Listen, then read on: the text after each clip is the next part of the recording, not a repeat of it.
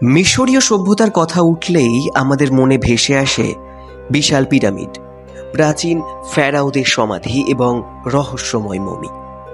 এই সভ্যতার অজানা অধ্যায়গুলো আমাদের যুগের পর যুগ মুগ্ধ ও বিস্মিত করেছে। কিন্তু মিশরের ইতিহাসে এক ভীতিকর এবং রহস্যময় গল্পও জড়িয়ে আছে, মমির অভিশাপ। ফ্যারাওদের মমি করা দেহ ও তাদের সমাধি গৃহের সাথে যে অদ্ভুত ঘটনাগুলো সংঘটিত হয়েছে তা শুধুমাত্র ইতিহাসের পৃষ্ঠায় নয়, রীতিমতো লোককথা ও বৈজ্ঞানিক বিশ্লেষণের কেন্দ্রবিন্দুতে পরিণত হয়েছে। এই ভিডিওতে আমরা সেই অভিশাপের রহস্য উদ্ঘাটন করতে চলেছি, যা যুগে যুগে মানুষকে রোমাঞ্চিত এবং আতঙ্কিত করেছে। আপনারা শুনছেন যন্তর মন্তর পডকাস্ট। হ্যাঁ, সেই যন্তর মন্তর যেখানে প্রায় 2 লক্ষ সাবস্ক্রাইবার ছিল। সেই চ্যানেলটি এখন আর নেই, নতুন করে আবার শুরু করেছি। পাশে থাকবেন, সাবস্ক্রাইব করে পাশে রাখবেন এবং ভালো লাগলে লাইক ও শেয়ার করতে ভুলবেন না। মমির অভিশাপের ধারণা মূলত 19 শতকের শেষ ভাগে এবং 20 শতাব্দীর শুরুর দিকে জনপ্রিয়তা পায়। বিশেষত 1922 সালে ব্রিটিশ প্রত্নতাত্ত্বিক হাওয়ার্ড কার্টারের নেতৃত্বে রাজা তুতেনখামেনের সমাধি আবিষ্কারের পর এই আবিষ্কারের গল্প সারা বিশ্ব জুড়ে সমাদৃত হয় এবং আলোড়ন তোলে। কিং টুট মিশরের 18তম রাজবংশের কিশোর ফেরাও খ্রিস্টপূর্ব 1323 সালের দিকে মারা যান। তার সমাধির সন্ধান এবং তাতে থাকা বিস্ময়কর ধনসম্পদ একদিকে ইতিহাসবিদদের বিস্মিত করে, অন্যদিকে মমির অভিশাপের গল্পকে নতুন মাত্রা দেয়। তুতেনখামেনের সমাধি আবিষ্কারের পর থেকেই একের পর এক অদ্ভুত এবং ভয়ঙ্কর ঘটনা ঘটে।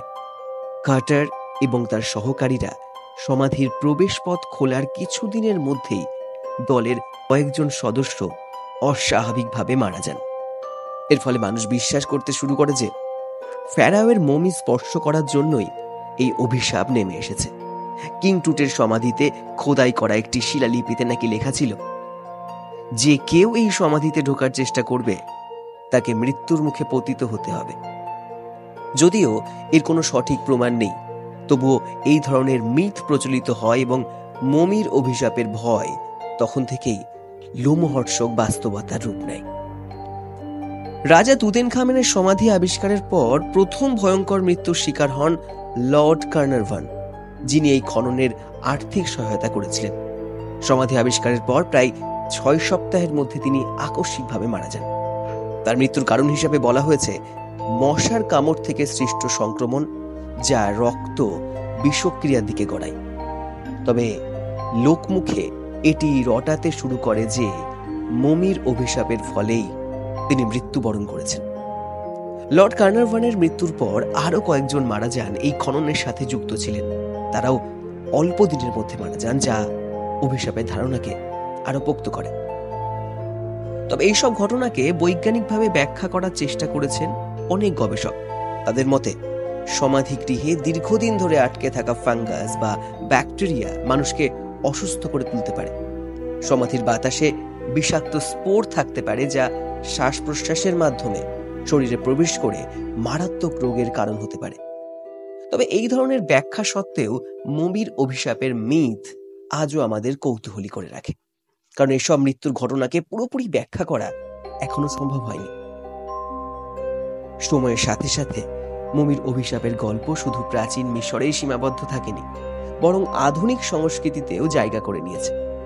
সাহিত্য, চলচ্চিত্র এবং টেলিভিশন অনুষ্ঠানগুলিতে মমির অভিশাপ একটি জনপ্রিয় থিমে পরিণত হয়েছে। বিশেষত 1999 সালে মুক্তি পাওয়া দ্য মমি চলচ্চিত্রটি এই ধারণাকে আবার বিশ্বব্যাপী জনপ্রিয় করে তোলে। এতে দেখানো হয় একটি প্রাচীন মিশরীয় ফেরাওয়ের মমিকে পুনরুজ্জীবিত করার উদ্দেশ্যে প্রচেষ্টা কিভাবে ভয়াবহ পরিণতি ডেকে আনে। এমনকি বাস্তবেও মিশরের প্রত্নতাত্ত্বিক আবিষ্কারগুলো আজও রোমাঞ্চ ও রহস্যের জগতে ভ্রমণ করায়। কিছু লোক বিশ্বাস করেন আধুনিককালে এমন অনেক মানুষ রয়েছেন যারা মিশরীয় সমাধি গৃহের ভিতরে গিয়ে আসার পর অদ্ভুত ঘটনা প্রত্যক্ষ করেছেন। উদাহরণস্বরূপ 1970 সালের একটি প্রত্নতাত্ত্বিক দল নাকি একটি মমির সমাধি খোলার পর তাদের মধ্যে কয়েকজন গুরুতর অসুস্থ হয়ে পড়েছিলেন, যা আবারও অভিশাপের ধারণাকে জাগিয়ে তোলে। এবার প্রশ্ন হচ্ছে, মমির অভিশাপ সত্য নাকি কুসংস্কার? মমির অভিশাপ কি আসলে সত্যি নাকি একটিমাত্র কুসংস্কার? এই প্রশ্নের কোনো নির্দিষ্ট উত্তর এখনো মেলেনি। অনেক গবেষক মনে করেন যে মমির অভিশাপের গল্পগুলো মূলত সংবেদনশীল এবং রোমাঞ্চকর গল্প তৈরি করার জন্য প্রচারিত হয়েছিল। মিশরের সমাধিগুলোর রহস্যময়তা, ধনসম্পদ এবং প্রাচীন ধর্মীয় বিশ্বাসের সাথে জড়িত হওয়ার কারণে এমন অনেক কাহিনী তৈরি হয়েছে যা সহজেই মানুষের মনে ভয় তৈরি করতে পারে। অনেক সময় দেখা যায় অভিশাপের শিকার হয়েছে বলে যে মৃত্যুর কথা বলা হয় তা আসলে প্রাকৃতিক কারণে ঘটে থাকে, কিন্তু মানুষের মন এইসব ঘটনাকে রহস্যময়তার মোড়ক দেয় এবং একটি তুচ্ছ ঘটনাকেও অভিশাপের ফলাফল বলে মেনে নেয়। তবুও এমন অনেক অস্বাভাবিক ঘটনা ঘটেছে যা সহজে ব্যাখ্যা করা যায় না। হয়তো এগুলো আমাদের কল্পনার ফসল, অথবা প্রাচীন মিশরীয়রা তাদের সমাধিগুলোকে রক্ষা করার জন্য সত্যি কোনো বিশেষ ধরনের ব্যবস্থা করেছিল। এক্ষেত্রে মিশরের ধর্মীয় বিশ্বাস এবং আধ্যাত্মিকতা একটি গুরুত্বপূর্ণ ভূমিকা পালন করতে পারে। মিশরীয়রা বিশ্বাস করত মৃত্যুর পরও তাদের আত্মা পৃথিবীতে ফিরে আসতে পারে এবং তাদের সমাধি বা দেহের কোনো ক্ষতি হলে সে আত্মা প্রতিশোধ নিতে পারে। মিশরের মমির অভিশাপের কাহিনী শুধু ইতিহাস নয়, রীতিমতো একটি রহস্য রোমাঞ্চের গল্প। প্রত্নতাত্ত্বিক অনুসন্ধান, অজানা ঘটনা এবং অস্বাভাবিক মৃত্যুর সমন্বয়ে এই অভিশাপের ধারণা মানব মনের গভীরে এক অদ্ভুত ভয় এবং কৌতূহল সৃষ্টি করেছে।